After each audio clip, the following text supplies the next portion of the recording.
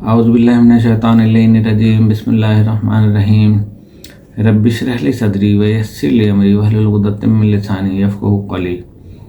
मेरे तमाम व्यूअर्स, सुनने वाले जो मेरे फैमिली चैनल के मेंबर्स हैं, नॉन मेंबर्स हैं, उन सबको मेरी तरफ से अस्सलामु अलैकुम वरहमतुल्लाहि वबरकातुहू। और साथ ही साथ ढेर सारी दुआएं। अल्लाह पाक आप सब लोगों को खुश व खुरम और खुशबाश रखे।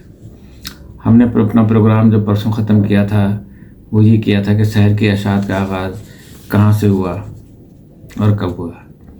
आज हम इसी पे जो है अपनी गुफ्तगू करते हैं और कुछ क्वेरीज़ हैं कि जिनके जवाब देने हैं वो इंशाअल्लाह प्रोग्राम के आखिर में दिए जाएंगे।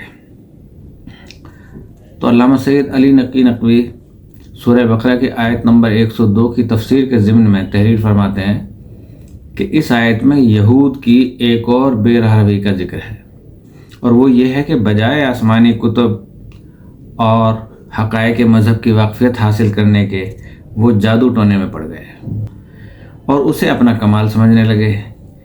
इस फ़न सहर की इब्तदा क्या थी और मजहबी जमात की इसके साथ गर्विदगी कहाँ तक उसके शाया निशान थी, इस पर कुरान मजीद ने रोशनी डाली है और इस झेल में बाज़ इन गलतियों की इस्लाह की है कि जो अवाम के जहन में रासिख हो गई थी। सहर की अशात के इब्तदाई दो ज़रियों से हुई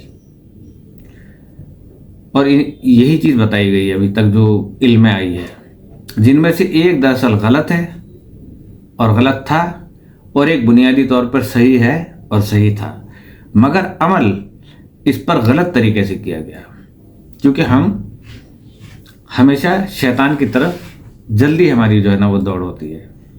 पहला ज़रिया है शयातीन कि जिसकी तफसील जैसा कि हदीस से ज़ाहिर होता है कि चूँकि जनाब सुलेमान पैगंबर को खालिक की जानिब से इसनाफ़ मखलूक़ात पर, इसनाफ़ यानी मुख्तलिफ़ मखलूक़ात, इसनाफ़ कहा जाता है उनको, उन मखलूक़ात पर गैर मामूली इक़्तिदार अता फरमाया गया था।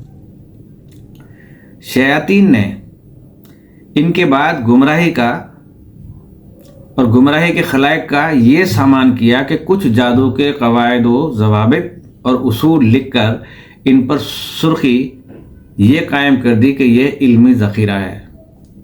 झूठ बोला। जो आसिफ बिन बरखिया ने सुलेमान इब्न दाऊद के बाद वो किताब दी है और उनसे ये किताब मिली है, और ये बहुत से लोगों के लिए सबब कुफ्र बन गया कि वो कहने लगे कि बस मालूम हो गया कि सुलेमान अलैहिस्सलाम जो गैर मामूली कुदरत और सल्तनत के मालिक थे वो मिन जानिब अल्लाह नहीं थी, नाउज़ बिल्लाह, बल्कि इस सहर का नतीजा थी, इस जादू का नतीजा थी। इस गलत फहमी को दूर करने के लिए मज़कूरा आयत में ये दफ़ाए खलल ज़रूरी समझा गया कि सुलेमान ने यह कुफ्र नहीं किया था, बल्कि शयातीन ने कुफ्र का इर्तिकाब किया था। दूसरा ज़रिया सहर की अशात बताया गया है कि दो फरिश्ते हारूत और मारूत वो थे। इस अशात का मरकज़ बाबुल का इलाका था, जिसे जोग्राफिया में अब जो है वो इराक़ कहा जाता है। ये अपनी साहिरी के लिहाज से, जादूगरी के लिहाज से ज़माने क़दीम में बहुत मशहूर था और मशहूर रहा है। कुरान करीम ने ज़ेर नज़र आयत में इसी हकीकत का इजहार किया है कि यहूद में दोनों जगह का सहर राइज था, यानी बाबुल का भी था और फ़लस्तीन का भी। तो फ़लस्तीन का भी और बाबुल भी इसी झेल में, जिस तरह फ़लस्तीनी शहर के ज़िक्र में इसने अपने एक मासूम पैगंबर की पाकदामनी का जिक्र किया, इसी तरह बाबुली शहर के तस्करे में अपने दोनों फरिश्तों हारूत और मारूत की शान इस्मत का तहफ़्फ़ुज़ किया है। चूँकि इनके मुतालिक इसराइलियात में एक हिकायत मशहूर थी, और वो ये कि जिसका खुलासा कि इन दोनों फरिश्तों को इंसानी जज्बात देकर भेजा गया था, और इराक़ की एक फ़ाहिशा زہرہ سے ان کا تعلق قائم ہو گیا اور اب وہ اسی فاحشہ کے ساتھ عذاب الہی میں گرفتار ہیں۔ قرآن مجید نے ان فرشتوں کا ذکر کرتے ہوئے ان کی عصمت اور ان کے دامن کے بے داغ ہونے کا اس بات کر کے گویا ذہن انسانی کو ان کی نسبت عائد کردہ الزامات سے بھی بری سمجھنے کی طرف مائل کر دیا۔ اسی لیے مفسرین نے اس آیت کی تفسیر کرتے ہوئے اس حکایت کے بے سروپا ہونے کا اظہار کیا ہے کہ وہ فرشتے جادو دے کر بھیجے گئے تھے، لیکن جادو پازیٹیو کرنے کے لیے تھا کہ جو بھی ان کے پاس سحر تھا وہ پازیٹیو اس کا نتیجہ نکلا کرتا تھا، نیگیٹو میں کبھی بھی نہیں جاتے تھے۔ تو ایک روایت کہ جو الفاظ قرآن سے بالکل مطابقت رکھتی ہے وہ یہ ہے کہ ان دونوں فرشتوں کو اصل میں ساحروں کا زور توڑنے کے لیے بھیجا گیا تھا، کہ جو جادوگر جادو کرتے تھے ان کا توڑ کرنے کے لیے۔ یہ فرشتے انسانوں کی صورت میں خالق کی طرف سے بھیجے گئے تھے تاکہ ساحروں کے سحر کا مقابلہ کرنے کے لیے انہیں مسلح کریں، اور اسی لیے جس کو وہ ان تدابیر کی تعلیم دیتے تھے اور انہیں متنبہ کرتے تھے کہ دیکھو ہمارے ذریعے سے تم ایک معرض میں ہو، اور وہ امتحان یہ ہے، یعنی امتحان میں، اور وہ امتحان یہ ہے کہ اس کو بس دفیہ سحر میں صرف کرنا، کہ یعنی کسی کے اوپر اگر کوئی جادو کیا گیا ہے تو اس کو دفع کرنے میں اس جادو کے اس پر کام کرنا اور اسی میں صرف کرنا اپنا ٹائم، خود ساحر نہ بن جانا۔ مگر لوگوں نے ان کی اس تنبیہ سے کوئی اثر نہیں لیا، وہ خود کرنے لگے، اور زیادہ تر اس کا استعمال میاں بیوی کے افتراق کے باب میں کیا جاتا تھا کہ دونوں کو علیحدہ کرنا۔ یہ فقرہ کہ وہ جس کو نقصان پہنچاتے تھے وہ مشیت الہی سے، اس کا یہ مطلب نہیں کہ خالق ان کے عمل سے راضی تھا، ایسا ہرگز نہیں ہے۔ عمل تو وہ اس کے حکم کے خلاف تھا، مگر اثر اس پر قانون تکوینی کے مطابق اسی طرح مرتب ہوتا تھا جیسے زہر پر اس کا اثر۔ یہ آثار ایک عام نظام قدرت کے تحت واقع ہوتے ہیں کہ جن کی مخالفت اسی وقت ہوتی ہے۔ اس کی میں مثال یہ دے دوں کہ جیسے کہ میرے پاس ایک ریوالور ہے، وہ میں نے اگر پازیٹیو استعمال کیا ہے اس نے تب بھی اثر کرنا ہے، اور نیگیٹو کیا ہے تو اثر تو اس نے تب بھی وہی کرنا ہے۔ تو یہی چیز یہاں پہ بتایا کہ وہی اس پہ اثر مرتب ہوتا ہے کہ اگر کوئی سانپ کاٹ لے تو اس کا زہر اور اس کا جو ہے وہ اثر ضرور کرتا ہے۔ تو یہ پازیٹیونیس کرنا چاہیے تھا ان کو، اور جن کی مخالفت اسی وقت ہوتی تھی کہ جب اظہار معجزہ وغیرہ کی ضرورت ہو تو اس فعل کی ذمہ داری اس پر عائد ہوتی ہے جو ان اسباب کو مہیا کرے، اور اس لیے وہ مستحق ملامت و عقوبت بھی ہوتا ہے۔ بے شک خالق اس کی مزاحمت بن نظر حکمت نہیں کرتا، اگر یہ کر دیتا تو یہ فعل غیر ممکن الوقوع ہو جاتا، اس اعتبار سے اسے نتیجہ مشیت کہا جاتا ہے۔ اور یہی معنی باذن اللہ کہ اس آیت میں سورہ اعراف کی آیت نمبر 109 کی تفسیر میں علامہ سید نقی نقوی لکھ رہے ہیں کہ جادو کی قسموں میں سے ایک شعبدہ بازی ہے، جسے اردو میں ڈھٹ بندی کہا جاتا ہے۔ اس سے اصل شے کی کیفیت میں تبدیلی نہیں آتی، بلکہ دیکھنے والوں کا حاشیہ متاثر ہو جاتا ہے، کہ نظر بندی جیسے کر دی جاتی ہے کہ انہیں ایسا ہی نظر آتا ہے۔ اس آیت میں قرآن کے یہ الفاظ کہ لوگوں کی آنکھوں پر جادو کر دیا جاتا ہے تو بتلاتے ہیں کہ ساحران فرعون کے جادو کی نوعیت یہی تھی۔ قرآن مجید میں جن 5 جگہوں پر سحر اور اس کی تاثیر کے بارے میں بتایا گیا وہ یہ ہیں: نمبر 1 سورہ بقرہ آیت نمبر 102، نمبر 2 سورہ اعراف آیت نمبر 109 تا 120، نمبر 3 سورہ یونس آیت نمبر 76 تا 81، نمبر 4 سورہ طٰہٰ آیت نمبر 59 to 72، نمبر 5 سورہ فلق آیت نمبر 4۔ یہاں پہ اس تمام حوالے موجود ہیں اس کے۔ اب لبید بن عاصم یہودی کا جادو کرنا، علامہ مقبول احمد دہلوی لکھتے ہیں کہ طب الائمہ میں جناب امام جعفر صادق سے منقول ہے کہ جبرائیل امین جناب رسول خدا صلی اللہ علیہ وسلم کی خدمت میں حاضر ہوئے اور عرض کی کہ یا رسول اللہ فلاں شخص نے آپ پر جادو کیا ہے، اور وہ جادو کی چیز فلاں قبیلے کے کنویں میں اس شخص نے ڈال دی ہے، اس جادوگر نے، بس آپ اس کنویں پر اس شخص کو بھیجیں جس پر آپ کو بھروسہ سب سے زیادہ ہو، تاکہ وہ اس جادو کو نکال کر آپ کے پاس پہنچا دے۔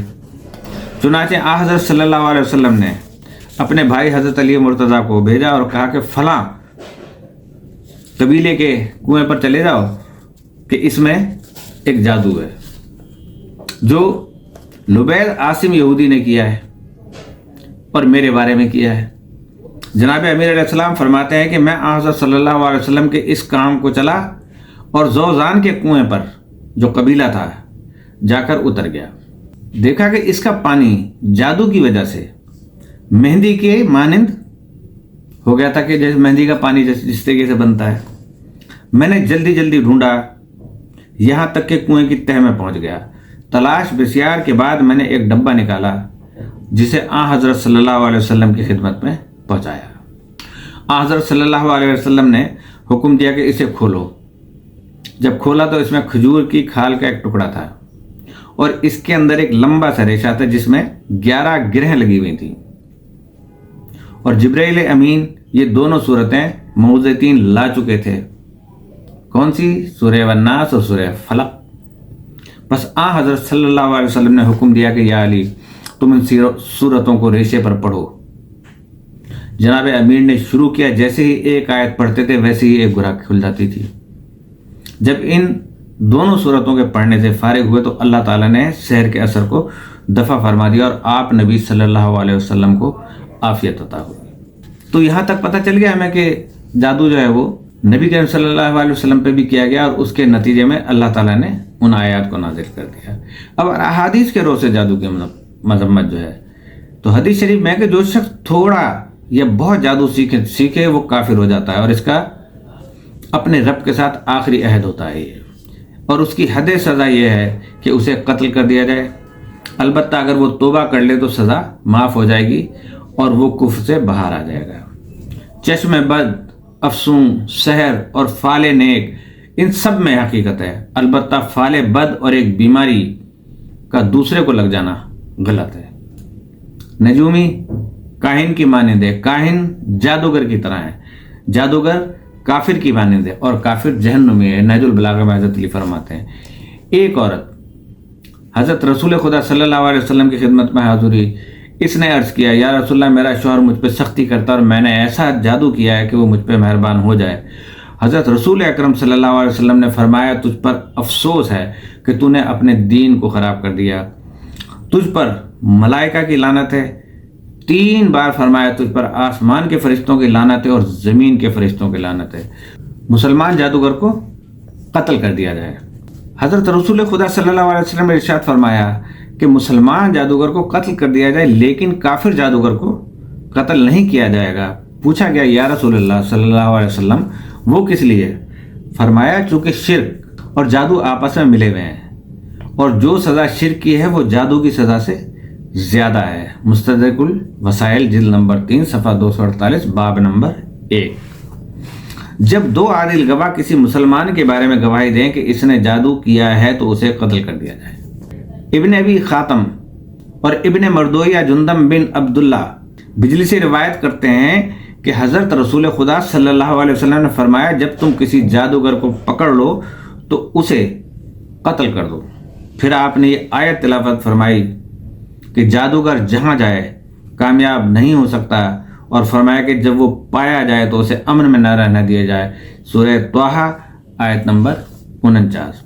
اب جادو کی قسمیں ہیں کہ ایک زندیق کافر نے امام جعفر صادق سے سوال کیے کہ ایک یہ بھی ہے کہ جادو کے متعلق بتائیں کہ اس کی اصل کیا ہے اور یہ کتنے قسم کے ہیں۔ جادوگروں کے متعلق جو عجیب و غریب باتیں بیان کی جاتی ہیں وہ ان پر کیوں کر قادر ہوتے ہیں اور انہیں کیسے انجام دیا جاتا ہے۔ امام علیہ السلام نے فرمایا کہ جادو کی کئی قسمیں ہیں، ان میں سے ایک قسم طب کی حیثیت رکھتی ہے۔ جس طرح اتباع یعنی طبیب ہر بیماری کے لیے ایک دوائی تیار کرتے ہیں، اسی طرح جادو کے علم سے جادوگروں نے ہر تندرستی کے لیے ایک آفت سمجھیے گا اور ہر سلامتی کے لیے ایک مصیبت، دونوں طاقتیں رکھتے ہیں، اور ہر معنی اور مقصد کے لیے ایک ہیلا گر ہوتا ہے۔ ایک اور قسم ہے جس سے کوئی اچک کی جاتی ہے، پھرتی کا مظاہرہ کیا جاتا ہے، یا جھوٹ گڑھا جاتا ہے، یا پھر بیوقوف بنایا جاطا ہے۔ ایک وہ قسم ہوتی ہے کہ ان میں سے بہتر چیز کے جو زیادہ نزدیک ہوتی ہے، یہی کچھ کہا جا سکتا ہے کہ وہ طب کی مانند ہے۔ جادوگر کسی شخص کے ساتھ ٹونا کرتا ہے تو مرد کسی قابل نہیں رہتا، وہ طبیب کے پاس جاتا ہے، چنانچہ طبیب اس کا علاج کرتا ہے اور اسے ٹھیک کر دیتا ہے۔ یہ بحر الانوار میں لکھا ہوا ہے۔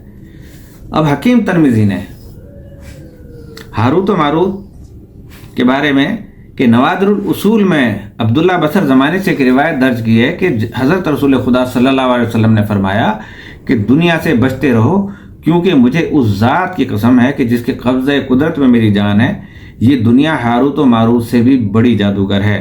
در منشور۔ اب میں آپ کو بتاؤں کہ اس میں یہ نیگیٹو نہیں ہے ان کے لیے، یہ انہیں جو سحر دے کے بھیجا گیا تھا کہ تم نے اپنے سحر سے لوگوں کو بچانا ہے اور اس کا توڑ کرنا ہے، تو دنیا میں لوگ ان جادوگروں سے بھی زیادہ تیز نکلے۔ تو آج یہاں پہ ختم کرتے ہیں، اب آپ کے سوالات کے جوابات کی طرف آتے ہیں۔ ہاں، ہاروت و ماروت کے بارے میں نے آپ کو بتا دیا کہ یہ حضرت سلیمان علیہ السلام کی وفات کے بعد زمین پر بھیجے گئے تھے۔ سورہ بقرہ آیت نمبر 102 کو ملاحظہ آپ کر سکتے ہیں۔ اچھا، علم لدنی کو علم وہبی، وہاب اللہ تعالیٰ کا نام ہے، عطائی اور علم ربانی بھی کہا جاتا ہے، جو بغیر کسی خارجی سبب کے یعنی مادی ذرائع سے نہیں، کسی سے سیکھا ہوا نہ ہو، سبب کے خود بخود قلب میں من جانب اللہ آتا ہے۔ جیسے نبی کریم صلی اللہ علیہ وسلم اور ان کے آل میں جو بندے چنے گئے، ان کو سب وہ علم لدنی کے ماہر تھے کہ جو خدا تعالیٰ کی طرف سے ان کو علم عطا کیا گیا۔ وہ کسی مدرسے میں نہیں پڑھے، دنیا کی پوری تاریخ کھنگال لیں، کسی تاریخ میں نہیں ملے گا کہ محمد و آل محمد کو کسی نے پڑھایا ہو یا وہ کسی کے شاگرد رہے ہوں۔ ہاں، اپنے باپ سے انہوں نے کہا کہ میں نے اپنے باپ سے یہ سیکھا، اپنے باپ سے میں نے یہ سیکھا، اپنے باپ سے میں نے یہ سیکھا، اپنے جد سے میں نے یہ سیکھا، لیکن مادی دنیا سے انہوں نے کچھ نہیں سیکھا۔ البتہ ان سے بہت سارے لوگوں نے سیکھا، اور بڑے بڑے صحابہ نے بھی سیکھا، اور خود امام اعظم ابو حنیفہ نے بھی سیکھا۔ تو علم لدنی امید ہے کہ آپ کو سمجھ میں آ گیا ہوگا۔ اور یہ اصطلاح قرآن پاک کی سورہ کہف آیت نمبر 65 میں ہے کہ اور ہم نے اسے حضرت خضر کو اپنی طرف سے سکھایا تھا سے ماخوذ ہے۔ تو ہمارے بندوں میں سے ایک بندہ پایا جسے ہم نے اپنے پاس سے رحمت دی اور اسے علم لدنی عطا کیا۔ اب اس کے بعد پوچھا گیا تھا، جلدی سے میں بتا دوں آپ کو کہ پاور کے لیے پوچھا گیا تھا ناصر احمد چیمہ صاحب کے حوالے سے۔ تو اس میں ناصر احمد کا صرف نام لیا جاتا ہے اور چیمہ وغیرہ کے بارے میں اس علم العادات کے اندر نہیں آتا۔ تو ناصر احمد کو چاہیے کہ وہ یا رزاق ہو یا بدیع کا ورد کریں، اس سے رفتہ رفتہ تمام نحس اثرات زائل ہو جائیں گے، تمام دروازے کھل جائیں گے، مصائب کا سلسلہ رک جائے گا، کوئی غم پریشانی فکر و فاقہ نہیں رہے گا، اور دنیا دل اطمینان سے بھر جائے گی۔ میں نے اس نسخے کو خود آزمایا ہے اور لا تعداد احباب کو دیا ہے، اور ہر جگہ اس کے اثرات ایک جیسے مرتب ہوئے ہیں کہ یہ تمام لوگ خوشحال، مسرور اور مطمئن ہو گئے، بیماریاں، مصیبتیں اور پریشانیاں ان کا پیچھا چھوڑ گئیں، ان کے گھروں پر رحمتوں کا نزول ہونے لگا، اور ان کے سینے جو کبھی اضطراب و بے چینی کا جہنم بنے ہوئے تھے، فردوسی اطمینان سے یعنی جنتی اطمینان سے معمور ہو گئے۔ اور سب سے بڑی بات یہ ہے کہ ان کی تمام جائز دعائیں معمولی صورت سے قبول ہونے لگیں۔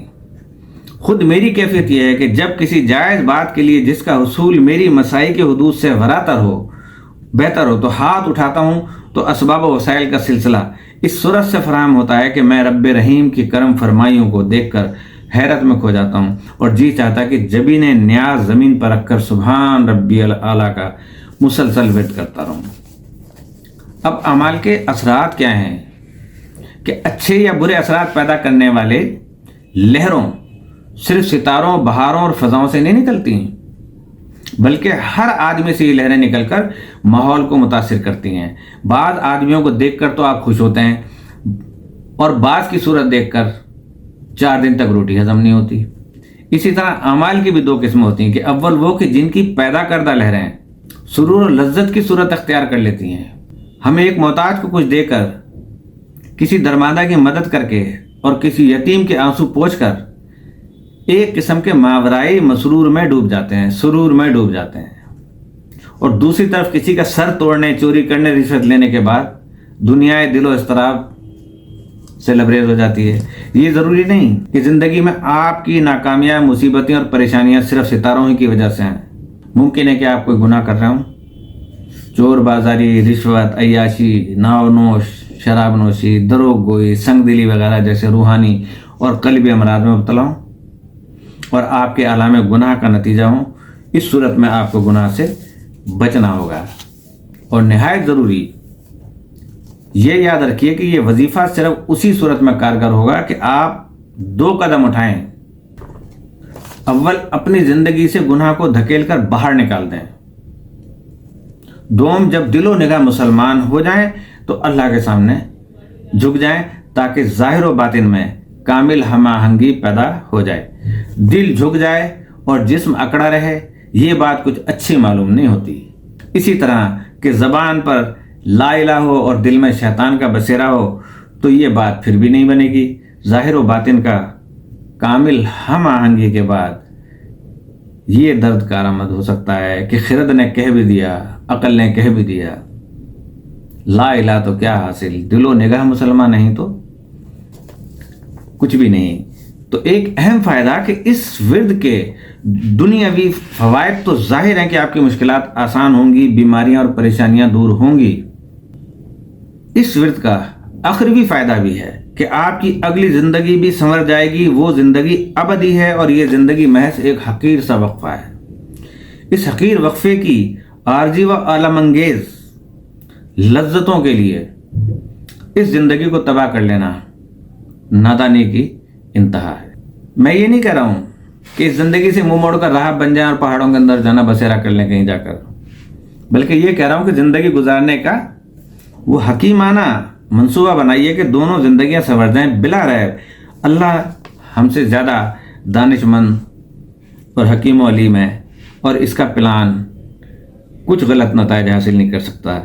لیجئے اس منصوبے کا ایک حصہ سورہ رعد آیت نمبر 23 میں ہے، کہ جس کا ترجمہ ہے کہ ہماری ہدایت سے دانش مندی فائدہ اٹھا سکتا ہے، جو اللہ کے عہد کو نبھاتے ہیں اور توڑتے نہیں، جو ان رشتوں کو جوڑتے ہیں اور جن کے جوڑنے کا انہیں حکم ملا ہے، جو اللہ سے ڈرتے ہیں اور گناہوں کے حساب سے لرزتے ہیں، جو اللہ کی راہوں میں پیش آنے والی تکالیف کو برداشت کرتے ہیں، جو نماز قائم کرتے ہیں، جو عیاں نہا غریبوں کی مدد کرتے ہیں ظاہری اور باطنی طور پر، جو نماز قائم کرتے ہیں اور جو بدی کا جواب نیکی سے دیتے ہیں، ان کا انجام نیک ہوگا۔ یہ لوگ اپنے نیک اسلاف، ازواج اور اولاد کے ہمراہ جنت میں رہیں گے، اور ہر دروازے سے فرشتے ان کے پاس آئیں گے۔ ترک گناہ کو چھوڑنا آسان نہیں ہے۔ ہر گناہ میں ایک لذت ہے جو فوراً حاصل ہوتی ہے۔ نیکی کے نتائج کافی دیر بعد نکلتے ہیں اور آغاز میں تکالیف کا سامنا کرنا پڑتا ہے۔ صرف ایک نیکی یعنی علم کو لیجئے اور اندازہ لگائیے کہ حصول علم کے لیے کس طرح اور کس قدر طویل مدت تک محنت کرنی پڑتی ہے۔ گناہ کی لذت بہت جلد دکھ میں بدل جاتی ہے، اور نیکی کی خاطر اٹھائے ہوئے دکھ جو ہیں وہ مسرت کی صورت اختیار کر لیتے ہیں۔ کم نظر لوگ ان فانی اور عارضی لذتوں کے پیچھے بھاگتے ہیں، اور اہل دانش ان تکالیف کو سہتے ہیں جس کا نتیجہ ابدی مسرت ہے۔ گناہ کو چھوڑنے کا بہترین راستہ یہ کہ ہر مہینے ایک گناہ چھوڑتے جائیے، اور اس عزم سے چھوڑیے کہ پھر اس گناہ کا خیال تک دماغ میں باقی نہ رہے، اور ابتدا ترک دروغ سے کیجیے، دروغ گوئی نہ کریں، کیونکہ جھوٹ تمام گناہوں کی جڑ ہے، اور جب تک یہ بیماری رہے گی روح و دل کے صحت مند ہونے کی کوئی صورت نہیں نکلے گی۔ میرا خیال ہے کہ میں نے آپ کے سب سوالوں کے جواب دے دیے ہیں، تو اب میں اجازت چاہتا ہوں اس دعا کے ساتھ کہ اللہ پاک ہم سب کی جان و مال و عزت و آبرو اور ایمان کی حفاظت فرمائے، اور مملکت خدا داد پاکستان کو استحکام عطا فرما، تمام سازشوں کو ناکام فرما، اور انشاءاللہ آہستہ آہستہ ناکام ہو رہی ہیں سازشیں، اور اس کے ساتھ ہی آزاد کشمیر اور فلسطین میں جو ظلم ہو رہا ہے، اے میرے معبود ان کو غیبی امداد فرما۔ اور آپ دوستوں سے میں کوئی گزارش نہیں کرتا، دعاؤں کا طلبگار ہوں۔ السلام علیکم ورحمۃ اللہ وبرکاتہ۔